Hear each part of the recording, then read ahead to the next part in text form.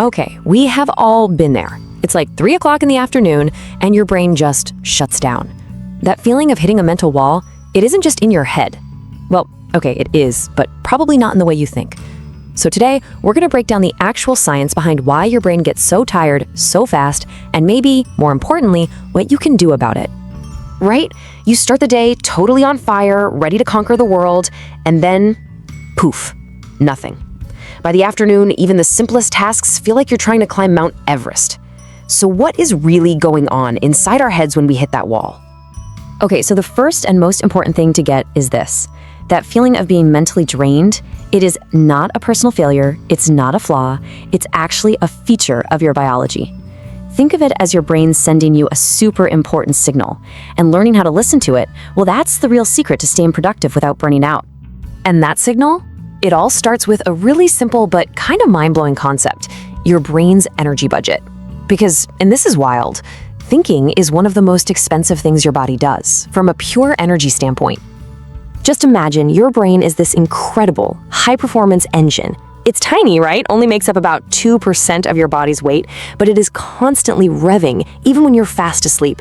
And, just like any engine, it has its limits. So, let's try a quick thought experiment. Right now, just sitting there, doing nothing particularly difficult, what percentage of your body's total daily energy do you think your brain is burning through? Just take a guess. The answer? A whopping 20%. Seriously, a full fifth of all the energy you use in a day is gobbled up by this little organ that's only 2% of your body weight. That incredible energy demand, that's our first big clue in solving the mystery of mental fatigue. Okay, so stick with me on this engine analogy. Every high-performance engine produces exhaust, right? So what's the brain's version of that? Well, it turns out there's a specific chemical, a kind of mental exhaust that builds up when we think really hard.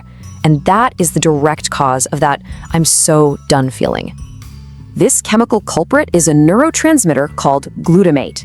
Now, you can think of glutamate as the green light for your neurons. It's the go signal, and it's absolutely essential for things like learning and memory.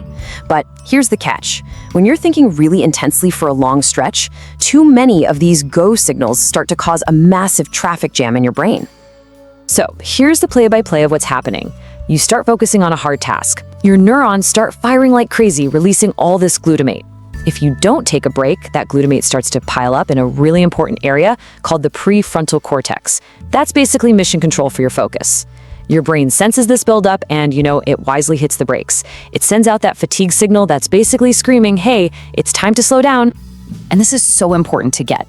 That glutamate buildup literally makes it more expensive for your brain to keep thinking hard. So what does it do? It starts looking for a cheaper, easier option. You know that sudden, overwhelming urge to just drop what you're doing and scroll endlessly on your phone? That is not a lack of willpower. That's your brain desperately trying to get away from the high cost of all that glutamate. Okay, so we've got this chemical process that's causing fatigue. Now let's look at how our modern workday seems almost perfectly designed to speed this whole process up. And the main villain here, it's the constant, non-stop drain of decisions and distractions. Just take a look at these two paths to mental fatigue. Over on the left, you've got deep work. Think of this like a steady, sustainable jog. Yeah, it's demanding, but that glutamate buildup is gradual and predictable. But then look at the right, constant multitasking. This is like doing a series of frantic, all-out sprints. Every single time you switch tasks, you're forcing your brain to slam on the brakes and then floor it in a new direction. It just floods your brain with glutamate and leads straight to burnout. And this chart really shows you what that looks like in terms of pure energy burn. See that bar for a focused task? It's a manageable burn rate. But then just look at that massive spike from multitasking. That right there is the huge energy cost of context switching. It's your brain having to stop one process, load up a totally new one, over and over and over again. It's honestly no wonder we feel so completely drained at the end of the day. And honestly, that's the real kicker here. It's not usually the one big project that wipes us out. It's death by 1,000 cuts. It's every single notification, every new browser tab, every tiny little decision we have to make all day. Each one of those things charges a tiny little cognitive tax, and by the end of the day, we're mentally bankrupt. All right, so this all sounds a bit grim, right? But the big question is, what can we actually do about it? Let's get practical.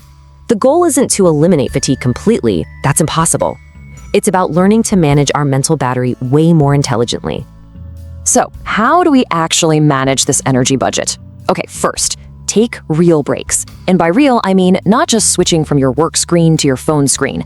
Getting away from screens entirely gives your brain's cleanup crew, these amazing little things called glial cells, a chance to actually clear out all that excess glutamate.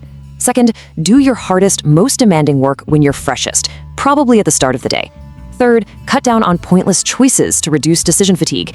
And finally, work in focused sprints, not endless marathons. The rhythm of something like 90 minutes on, 20 minutes off can be a total game changer. At the end of the day, this isn't about finding some magic productivity hack that lets you work 12-hour days without a problem. It's not about just pushing through the pain. It's about something much more profound. Respecting your brain's actual biological limits. It's about shifting your entire mindset away from brute force and towards smart, sustainable energy management. So, the next time you feel that mental wall creeping in, I want you to remember, it's not a flaw, it's a feature, it's a signal, and the real question is, how are you going to respond to it? Now that you know why it's happening, what's one small change you can make in how you work tomorrow to start working with your brain instead of against it?